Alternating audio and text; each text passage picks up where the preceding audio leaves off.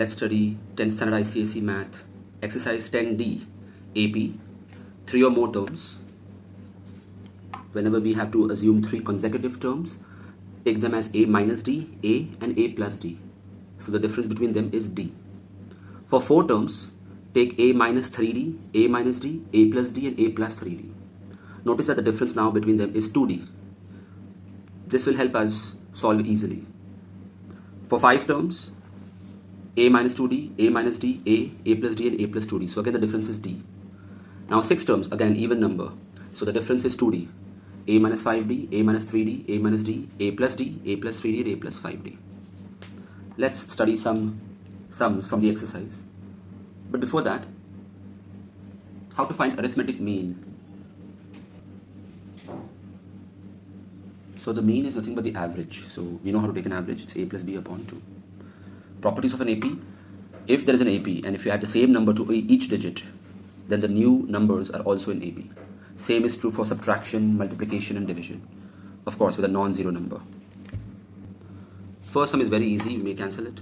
Second sum. The sum of 3 consecutive terms of an AP is 21. And the sum of their squares is 165. Find these terms.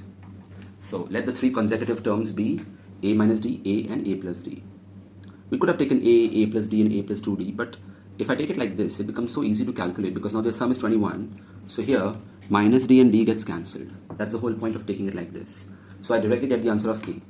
Now the second condition says that the sum of the squares is equal to 165. So I can open the brackets, use the A plus B the whole squared and A minus B the whole squared formula. Minus 2AD and plus 2AD gets cancelled. So we are left with this. Now, that is after taking like terms together.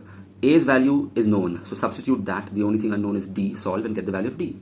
But D has 2 values. So now substitute A and D in these 3 terms. So you'll get 2 options, 4, 7, 10 and 10, 7, 4. Since there is plus or minus 3, that's why we have 2 options. And yes, you have to mention both of them.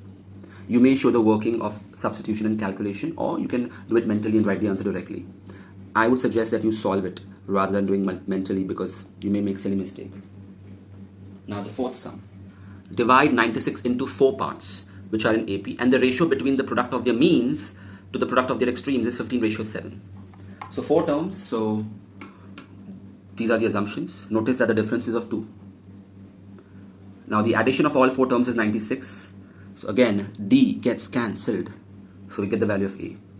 Also, the product of their means upon product of the extremes is equal to 15/7. That's what the second condition was. So using the formula A square minus D square and A square minus 9D square, because A plus B, A minus B is A square minus B square, we get this. Now cross multiply them, open the brackets, like terms together, and we are left with this. Out of this, A's value is already known, so substitute that, get the value of D. So again you'll get plus or minus 6. So you'll get 2 options, 6, 18, 36, 42, or 42, 36, 18 and 6, which will always be the reverse of this. Yes, you have to show both of them. 6th sum. Split 207 into 3 parts such that these parts are in AP and the product of the 2 smaller parts is 4623, 4623. Well, these are the 3 parts. The smaller ones are this and this. The addition is 207, so D gets cancelled, so A's value is known. And the product of the smaller parts is 4623, so you get the second condition. You substitute the value of A as 69, you solve and get the value of D. And hence, after substituting the value of A and D in these 3 terms, we get the AP. Now, the 9th sum. Insert one arithmetic mean between this and this. We know how to find the mean. Mean means average, so just add and divide by 2. That's the answer. Now, the 10th sum. The angles of a polygon are in AP, with the common difference being of 5 degrees. So that's the D. And the smallest angle, that is the first term of the AP, is 120 degrees. Find the number of sides. So we don't know the number of sides or the number of angles.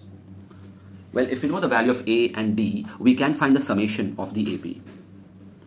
And by summation, I mean the sum of all the angles of the polygon. But there is a formula for the sum of angles of the polygon. The formula is 2n minus 4 into 90 degrees. N is the number of sides. If I use this formula for a square, I will get the sum of all the angles to be 360 degrees.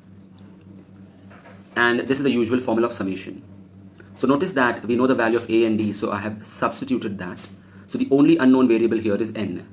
So you solve it mathematically, like terms together, 2 goes up here, open the brackets, it's a quadratic equation splitting the middle term, and we get two values of n, 9 and 16.